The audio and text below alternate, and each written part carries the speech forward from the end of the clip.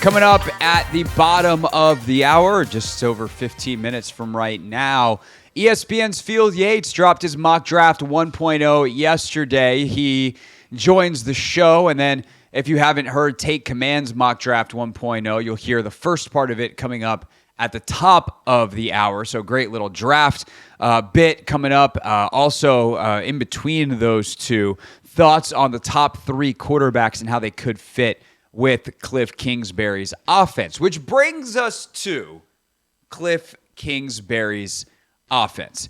Kliff Kingsbury obviously played for Mike Leach at Texas Tech, air raid guy in terms of how he came up. He then took that offense that he played very well in as a quarterback at Texas Tech, didn't really play a lot in the NFL, did get a Super Bowl ring as a Tom Brady backup in New England, but retires, goes into coaching, goes to the University of Houston, where he pairs up with a guy named Kevin Sumlin. Very quickly, he impresses Sumlin. Case Keenum, who somehow is still playing in the NFL, not somehow like as in, congrats to Case. Like, he's been around a while. Like, congrats. That wasn't meant to be a shot. It kind of sounded like it. Anyway, point is, Case Keenum was his quarterback back in the day at University of Houston, and they broke records. Like, Case was throwing like 50 touchdowns. It was nuts.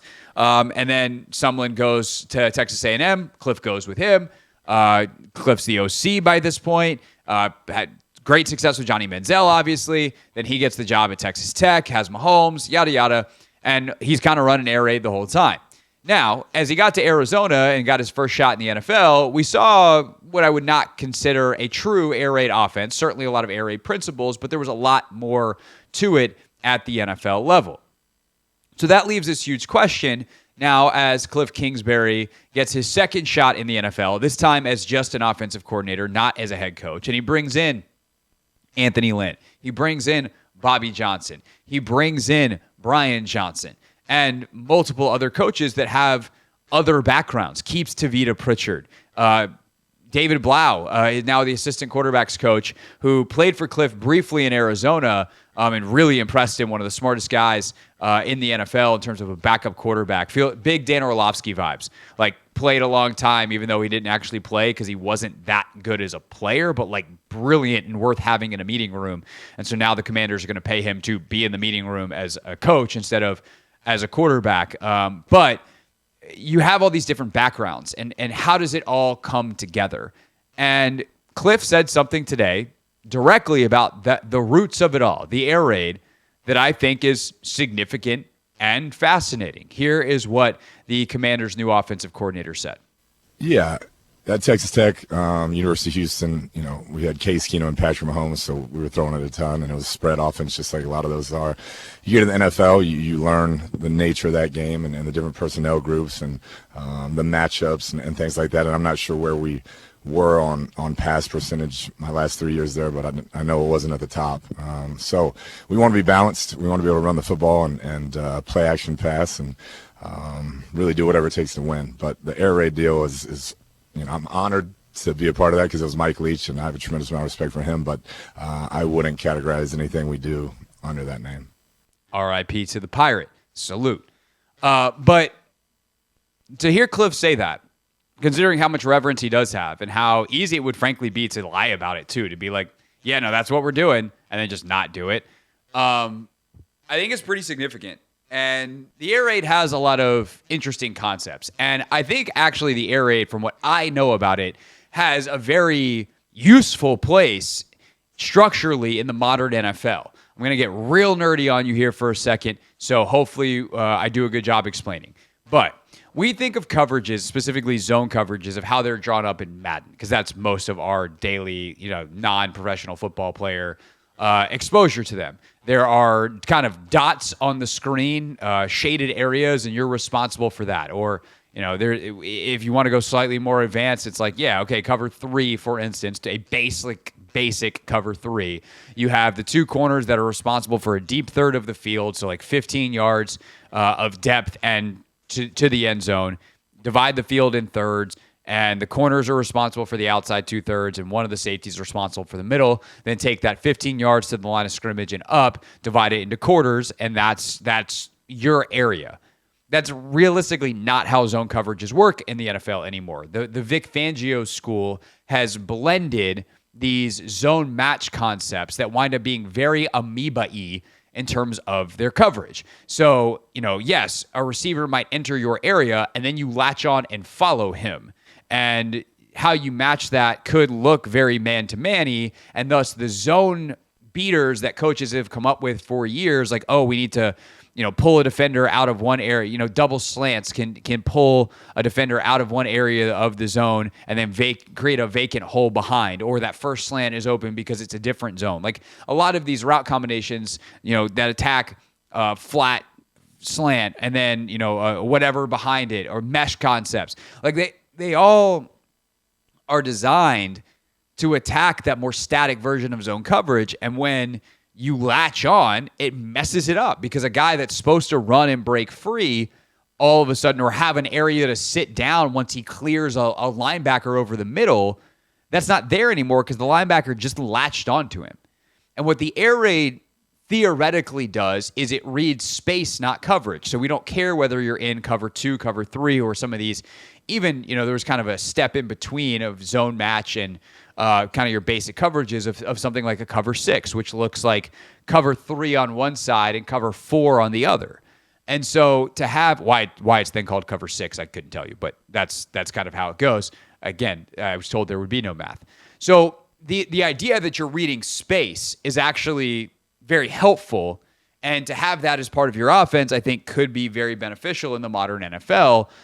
Don't take my word for it. Take the word of Matt Ryan, who, when he joined us last summer on Take Command, talked about how he started to do that more, where instead of, like, he would have games where he had big games and completions, and if you asked him afterwards what coverages the defense was playing, he wouldn't know. Because he'd be like, I don't know, we just decided we were going to put, because they were playing this amoeba coverage that we didn't really know what it was because it got so messy, we would know that we were attacking the safety. And based off where the safety went, I threw it where he wasn't. And so that is kind of, on some level, how the air raid works, at least my understanding of it, is it's this space reads. It's attacking players. It's putting them in conflict.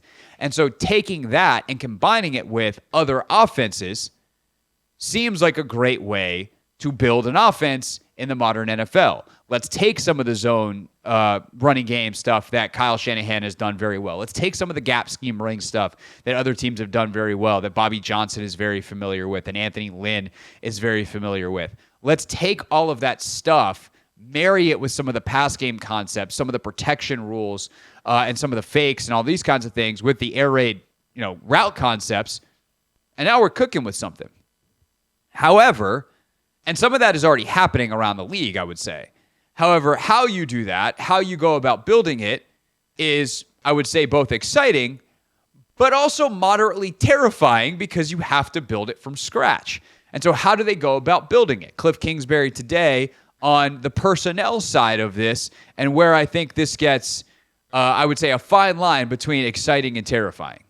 Yeah, I haven't got, I would say, far enough into it, but obviously there's some explosive pieces on offense that you notice, but I'm about 3 games in, so we have a ways to go. But, yeah, I'm excited. I think there's some pieces there. So what are we building here? Is it around Terry and John? Is it around Brian Robinson? Is it around whatever this quarterback is, which means we can't start building the quarterback or building the offense till the quarterback's here? Then what happens if that quarterback gets hurt? Like they did have a little bit of that in Arizona where they built the offense around Kyler, which there is a little bit of what they used to say with the Indianapolis Colts where I think it was Howard Mudd. It might have been one of the other assistants, but one of the old Peyton Manning coaches would say, like, what happens if Peyton gets hurt? And he goes, we're bleeped, and we don't plan for bleeped. It's just like, well, there is no Jim Sorgi offense. Like, we're screwed. And that's a little bit what happened to them in Arizona. Kyler goes out, and a lot of the offense that was built around Kyler doesn't work as well with Colt McCoy and David Blau and et cetera, obviously. So ultimately, I guess what I'm getting at is this. I think you have to have principles that you're building off of. And I trust that Kliff Kingsbury has been around the NFL long enough to have principles. There are going to be certain non-negotiables. But even in the way he talked about Anthony Lynn's role, where he said, like, oh, we're figuring it out. It doesn't seem like they have much of a plan beyond get smart people in the building and go from there. which, again, is not the worst plan I've ever heard. It's a lot better than, hey, we have a bunch of people that are mediocre at their jobs and we have the track record to prove it. But if we just keep running it back because we all know each other, it'll go great. AKA the first 3 years of offensive coaching of the Ron Rivera era. So I trust that there are smart minds in the room. I trust that they have all bought in that Dan Quinn and Adam Peters and Kliff Kingsbury would not sign off on them if they weren't all on board with the idea that, hey, we're going to build something here. And taking the experiences from all of these coaches, I would say, and then taking also what you want to be as an offense and filling it out personnel-wise, seeing what you have, how do we accentuate the strengths? I think that plays into what I call my dude theory, which is like, let's get the good dudes the ball. So let's take what Brian Robinson does well, and let's make sure it's in the offense. Let's make sure we see what Terry and Jahan do well and make sure it's in the offense. I love that. But it does come with a level of concern that you are building it from scratch as opposed to saying, we know this stuff works.